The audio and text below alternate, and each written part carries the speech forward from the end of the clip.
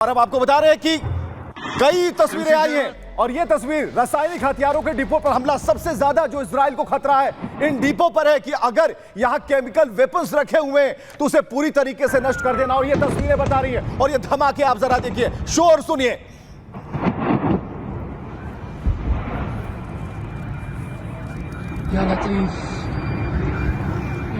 तो सिर्फ एक ही ठिकाना नहीं, कई और ठिकाने यहां पर देखिए। दरा पर एयर स्ट्राइक, धूप अंधेरे में सब कुछ सामान्य सा था, लेकिन तब एयर स्ट्राइक होती है और ये इजराइल का स्ट्राइक जरा देखिए। आकाश में जो शून्य में बिल्कुल अंधेरे में है और वहां पर इस तरीके की एयर स्ट्राइक होती है। तो कुल मिलाकर अभी जो सीरिया के हालात हैं वो कहीं ना कहीं ये बता रहे हैं कि ये हालात अभी और बिगड़ने वाले हैं, शांति की बात नहीं हो रही। तो अमेरिका सेना अभी वहां पर मौजूद रहेगी जो बताया जा रहा है।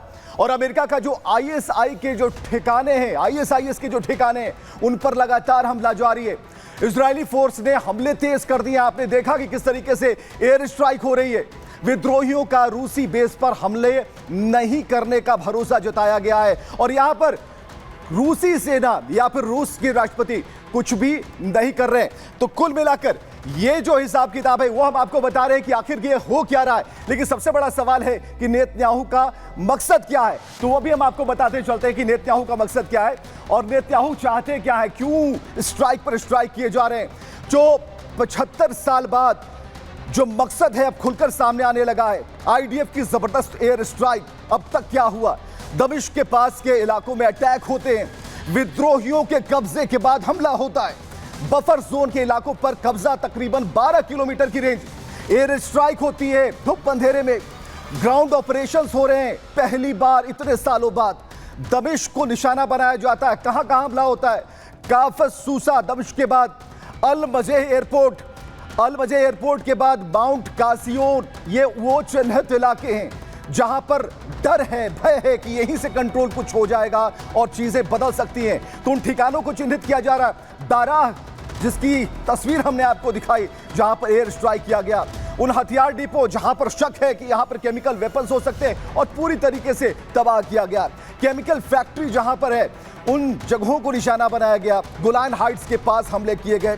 तो हमला कहां कहां हुआ, एक एक कर हम उन पॉइंट्स के बारे में चर्चा कर रहे हैं। हरमोन माउंट रेंज तक आर्मी जा चुकी है, यानी कि पहली बार ऐसा हुआ है कि जो इजरायली सेना है वो आगे बढ़ी है। और एक बड़ी खबर हम आपको बताने जा रहे हैं इस वक्त। जो बड़ी खबर आ रही है कि इजराइल ने हमले तेज कर दिए हैं और बड़ी खबर, अमेरिका ने भी सीरिया पर हवाई हमले तेज कर दिए हैं। अभी इजराइल की तस्वीर हमने आपको दिखाई, लेकिन इस वक्त अमेरिका ने भी सीरिया पर हमले तेज कर दिए। आईएसआईएस के 75 से ज्यादा ठिकानों पर हमले किए गए हैं।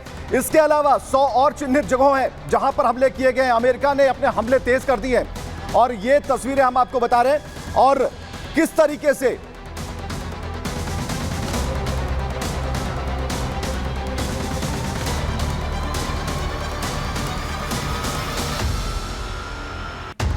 तो अमेरिका ने तेज कर दिए सीरिया पर हवाई हमले। इस वक्त की बड़ी खबर। और इजराइल की तरफ से हमले हुए, उसके बाद अमेरिका के ऊपर, और आईएसआईएस को रोकना चाहता अमेरिका। देखिए दिमाग में क्या चल रहा है।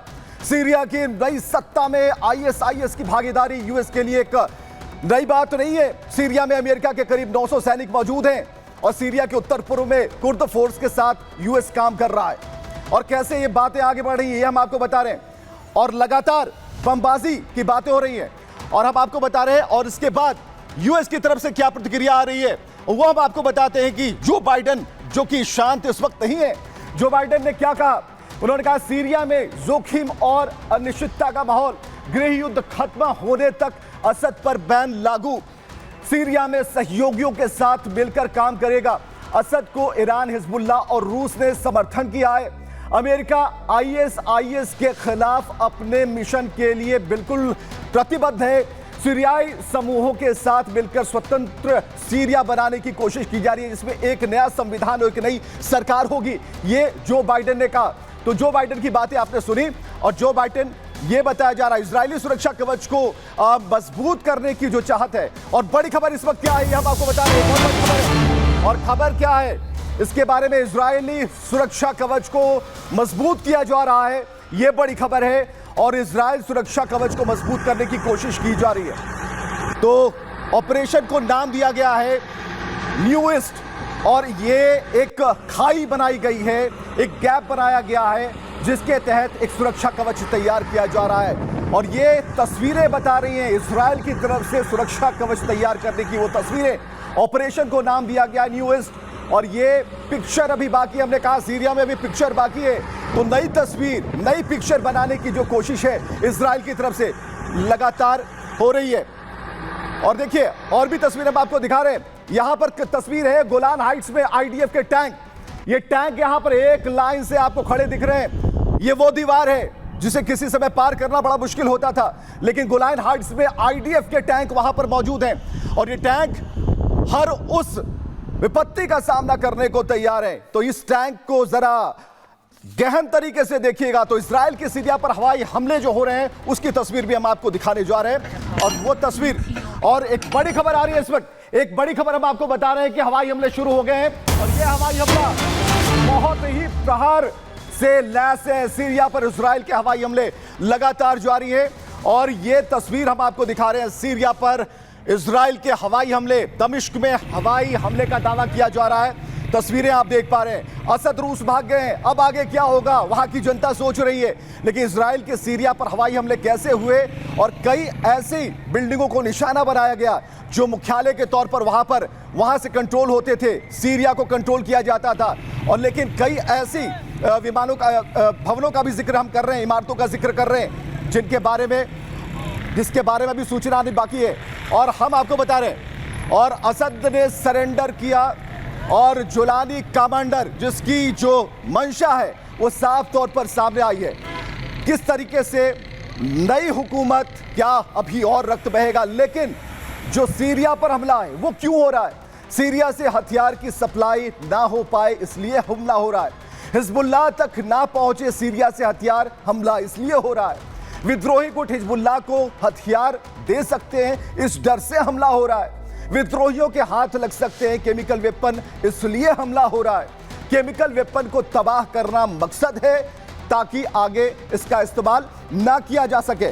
तो हम आपको बताएं, और उसके बाद हम आपको बता रहे हैं कि किस तरीके से हमले हो रहे हैं और किस तरीके से सीरिया को खंड खंड करने की कोशिश की जा रही है। तस्वीरें सामने हैं, और इन तस्वीरों में विद्रोह प्रचंड है, सीरिया खंड खंड होता नजर आता है। चारों तरफ विद्रोही कब्जा कर चुके हैं सीरिया पर, दमिश्क तक कब्जा हो गया, राष्ट्रपति नहीं है, और सीरिया के प्रधानमंत्री कहते हैं कि जिसकी भी सरकार बनेगी हम उन्हें पूरी तरीके से सपोर्ट करेंगे। और साफ बात, एक बात और है कि जो विद्रोही हैं वो भी कर रहे हैं। लेकिन एक वक्त बड़ी खबर आ रही है, एक और बड़ी खबर हम आपको बता देते हैं, और ये खबर है इस वक्त की कि तुर्की सीरिया बॉर्डर पर भीड़ लग गई है, और ये वहां की आम जनता है, और किस तरीके से जद्दोजहद जारी है उनके लिए।